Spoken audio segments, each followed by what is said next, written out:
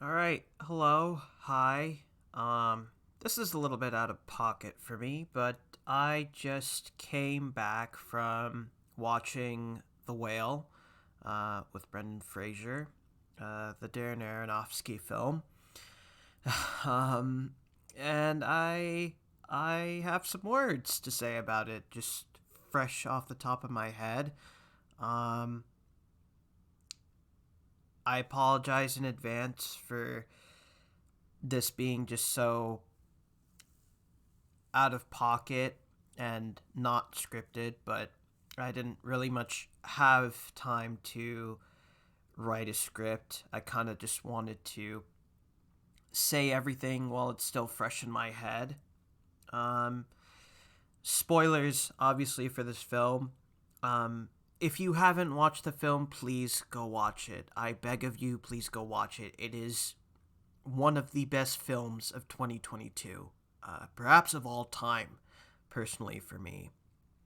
This is a great comeback acting role for Brendan Fraser. This is one hell of a way to restart, reboot his career.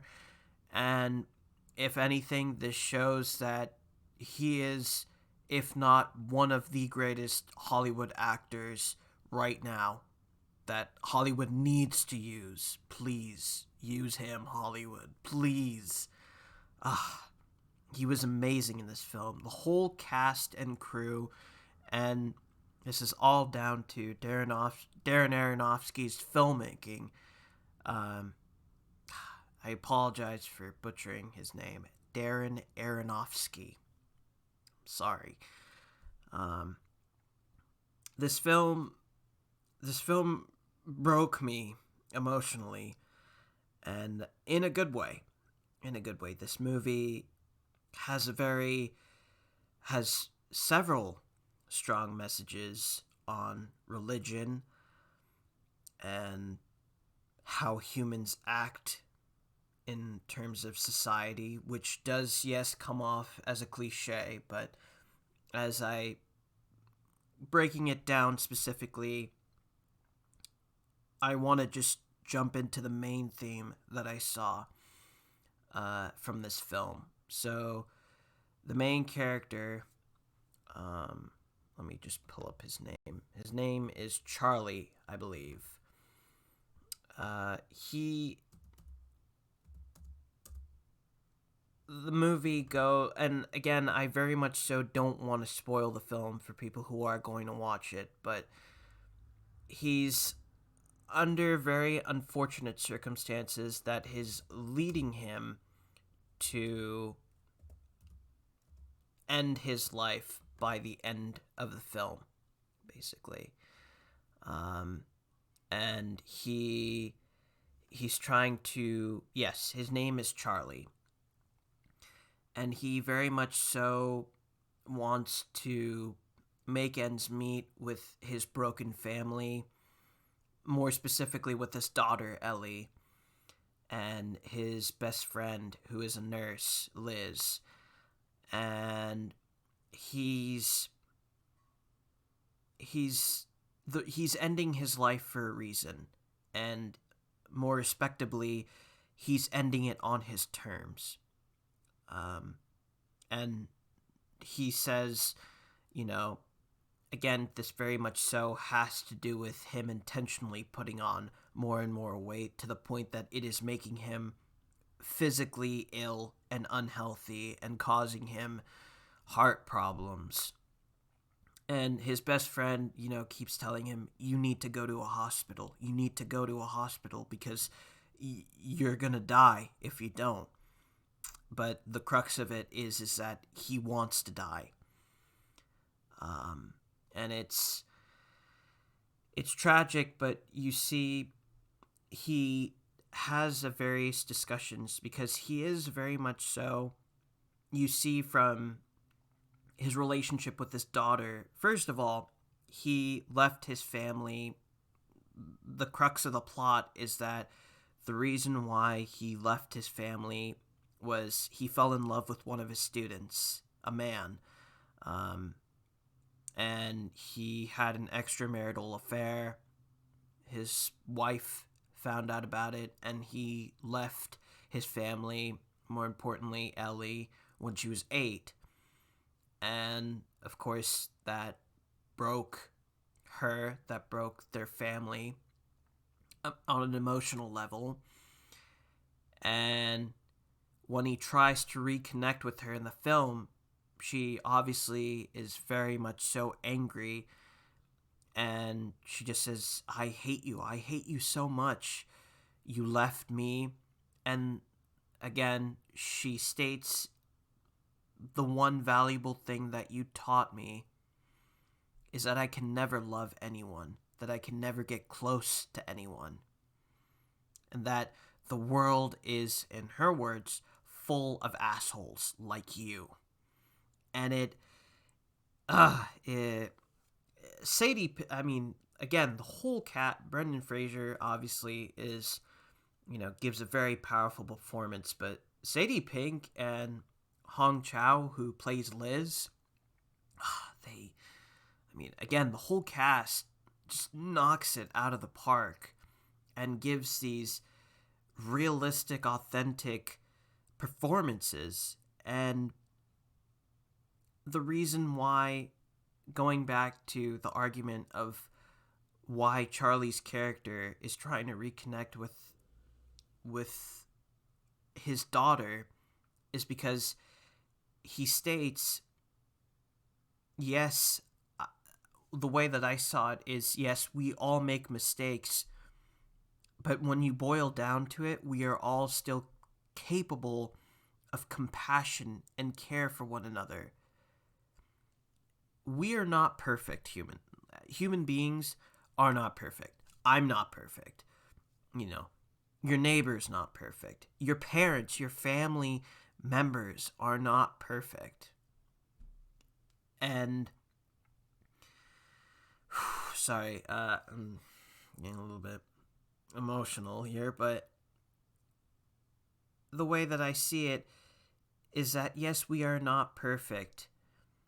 And yes, we cannot at first accept each other for who we are, but at the end of the day, humans cannot survive on their own. They cannot be one person out of the group.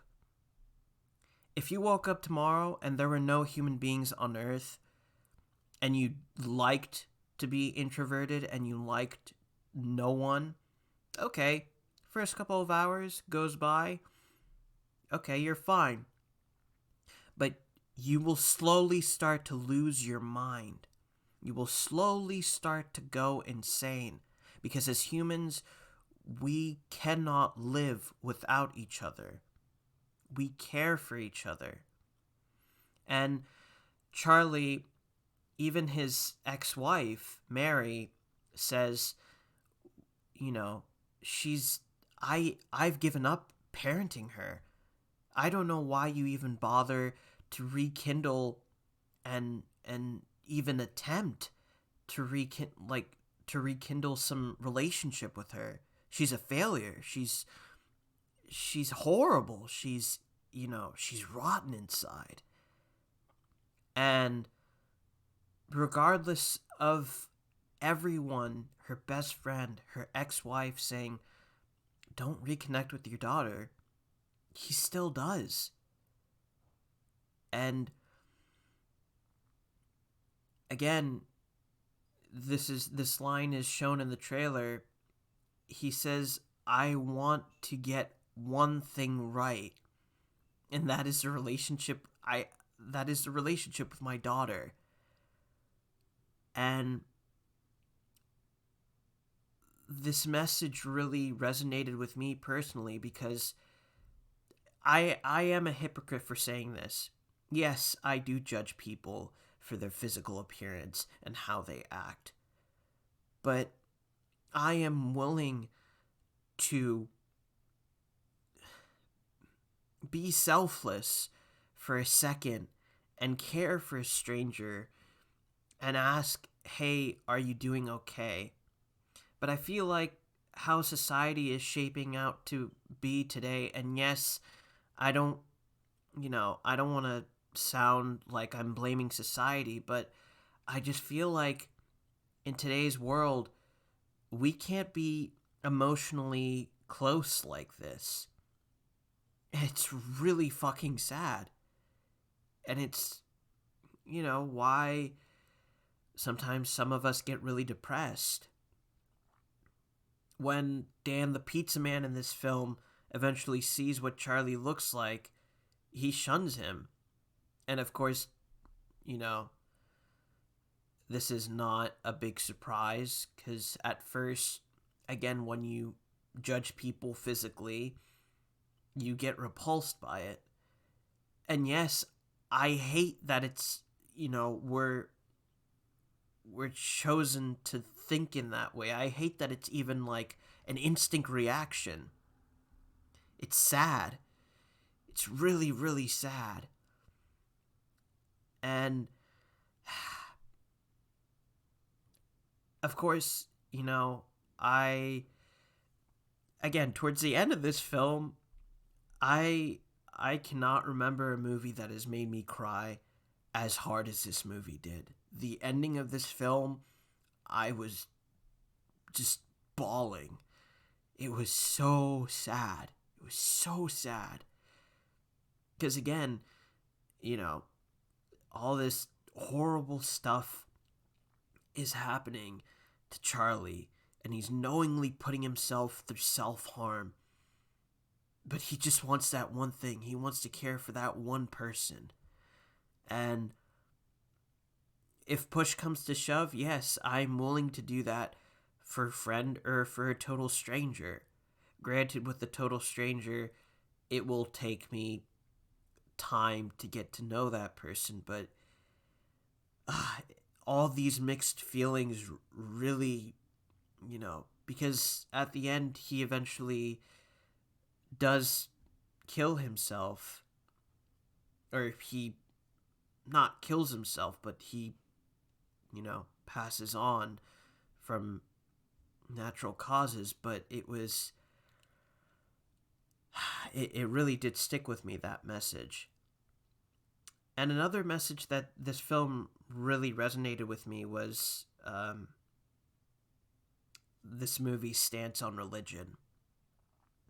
I have my own opinions on religion, so it was also very hard to watch this film portray a certain opinion. I do believe in God, and I have a respect for that. But I do respect this movie's opinion about it.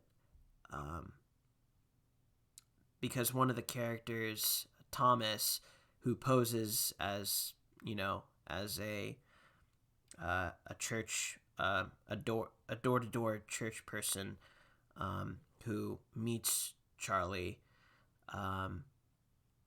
he goes through that awakening of experiencing basically an atheist's point of view of religion, or a person's loss of religion. But yeah, again, very much so, the message of compassion and care for one another that we so very much lack in the times of today in society is really sad. And I hope as time goes on, I really hope that we don't stray further and further into becoming emotionless robots and just caring for nothing but ourselves, and just further putting unrealistic expectations of making friends and relationships in society. I really hope we don't go down that path. But yeah, the this movie was really did a good job of not holding back on portraying a realistic depiction of that, and portraying that message of compassion, but also portraying that we are not perfect either. we do have flaws. We do have flaws that, yes, society will frown upon. And we just have to get past that, I feel like. But yeah, this movie was, bar none, in the best film of 2022. The best film for me of all time, personally, but for sure, I feel like it is I don't even have to say it. It is a stated fact that it is the best film of 2022-2023, because technically I watched it in 2023. But this movie deserves all the awards and recognition coming its way. Brendan Fraser deserves all the awards and recognition coming his way. And I am so glad that he's returned to acting and that this was his jumping off point into restarting his career. Because if this film has proved anything about Brendan Fraser, he's a great actor. And he can more than happily go from an action star to being a great actor who can carry a whole film. Yeah. But that is my review on The Whale 2022.